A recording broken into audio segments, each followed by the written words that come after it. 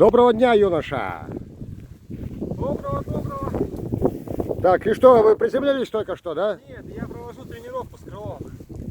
Вы проводите? Да, я студент, обучаюсь. Но вы нет, вы инструктор или Нет, студент, только обучаюсь. только обучаетесь, да? Это парашют называется как? Это параплан. Параплан? Сейчас провожу наземную тренировку. Меня немного сместило влево. Турбулентный ветер. Но сегодня погода отличная, так что для полетов, но я только еще тренируюсь с крылом, держать его правильно на земле. А студент какого учебного заведения? Ну, у нас как, я в частной организации, от самого человека, от инструктора обучаюсь. Я так по роду деятельности студент? Нет, в роде деятельности я работаю в инкассации. Касаться. Так, и откуда вы взлетали? Ну, тренировался вот на стартовой площадке данной высокого берега. Вот мы сразу, где ковер лежит.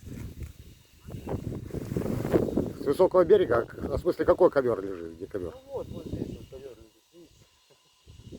Парапланы. Ну, там, где стоят эти... Да нет, вот сразу же, вот здесь. Отсюда взлетаете, потом туда идете? Да, летаем там.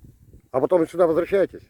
То есть он управляемый, да? Конечно. На все 120% или на 100? Конечно.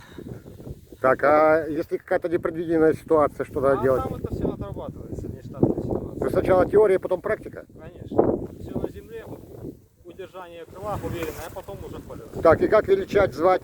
Денис. Денис. Молодец, Денис. Спасибо. Хорошо, вам хорошего дня.